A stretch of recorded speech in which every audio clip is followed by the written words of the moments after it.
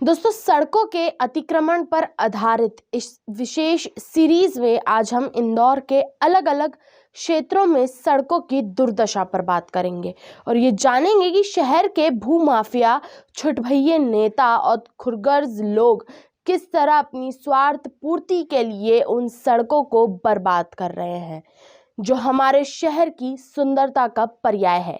तो आइए दोस्तों, आज का वीडियो शुरू करते हैं। नमस्कार दोस्तों, मैं समीक्षा कपूर और आप देख रहे हैं प्रलय टीवी। सब्सक्राइब कीजिए प्रलय टीवी चैनल को और बेल आइकन दबाएं लेटेस्ट न्यूज अपडेट के लिए। दोस्तों, इंदौर की सड़कों पर अतिक्रमण की जानकारी हम आपको पिछले वीडियो में दे चुके हैं। अब हम जरा इंदौर की कुछ मुख्य सड़कों का हाल भी दिखा देते हैं, जहां अतिक्रमण के जाल ने पूरे शहर की ट्रैफिक व्यवस्था पर काफी बुरा असर डाल रखा है। आपको बता दें कि इंदौर मध्य प्रदेश की आर्थिक राजधानी के साथ साथ शिक्षा, उद्योग, व्यापार और स्वास्थ्य सेवाओं के लिए भी देश भर में अपनी विशिष्ट पहचान रखता है और इसीलिए यहाँ हजारों की संख्या में लोगों की आवाजाही लगी रहती है। अब रोजाना की इस आवाजाही का बोझ यहाँ की सड़कों पर पड़ना भी स्वाभाविक है, लेकिन इंदौर की सड़कें पहले से यहाँ के स्थायी और अस्थायी अतिक्रमण का इतना ज्यादा बोझ झेल चुकी हैं कि उनमें अब परिवहन को झेलने की रत्ती भर भी ताकत नहीं बची है और इसीलिए सड़कें आए दिन बड़े बड़े जाम लग रहते हैं और जो पर्यावरण, समय, जेब और दिमाग पर एक समान हानिकारक असर डालते हैं। अब अगर इंदौर के सबसे व्यस्त इलाके राजवाड़ा क्षेत्र की ही बात करें तो यहाँ पर अतिक्रमण और ट्रैफिक व्यवस्था दिन प्रतिदिन बद से बदतर होती जा रही है। रोड पर लंबी दुकानें की कतारें, गाड़ियों का शोर मचाते हॉर्न और सड़क पर होने वाले रेलम डेल के बीच राजवाड़ा की सारी खूबसूरती अपनी दुर्दशा पर आंसू बहाती नजर आती है।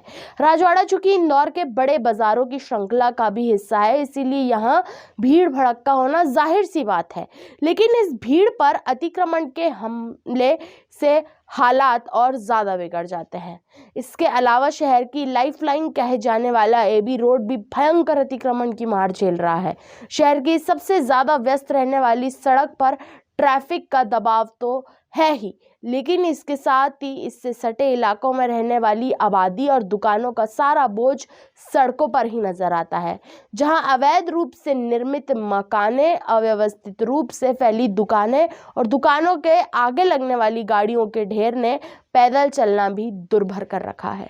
एबी रोड पर ही भंवर कुआं, नवलखा, शिवाजी वाटिका, गीता भवन, पलासिया और विजयनगर जैसे सदाबहार चौराहे हैं जिनका ट्रैफिक 24 में से 18 घंटे गुलजार रहता है। सिर्फ पार्किंग की ही बात करें तो शहर के इन चौराहों में किसी भी जगह पार्किंग स्थल नहीं होने के चलते अन्य इलाकों से खरीदारी के लिए आने वाले लोग अपने कार, स्कूटर और अन्य वाहन जो होते हैं सड़कों के किनारे पर ही खड़े कर देते हैं।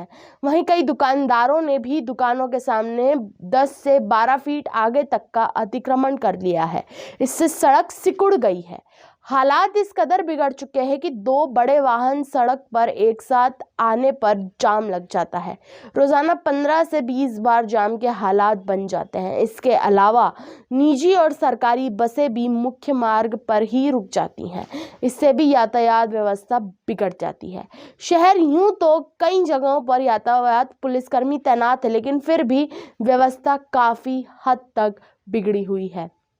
शहर के भूमाफिया और छोटे मोटे नेता सड़कों के इस अतिक्रमण में सबसे आगे रहते हैं, क्योंकि इन्हीं के दम पर सड़कों के ऊपर भोजन भंडारे, धरना प्रदर्शन जैसे कार्यक्रम होते हैं और अवैध निर्माण में भी इन्हीं की भागीदारी होती है। सड़कों पर तैनात पुलिस वालों का ध्यान भी सिर्फ और सिर्फ वाहन चालकों से चालान वसूलने पर ही होता है। बिना हेलमेट और बिना कागज गाड़ी चलाने वालों को ये लोग मछली की आंख की तरह देखते हैं और फिर उस पर ऐसे झपटते हैं जिसे देखकर अर्जुन भी शर्मा जाए।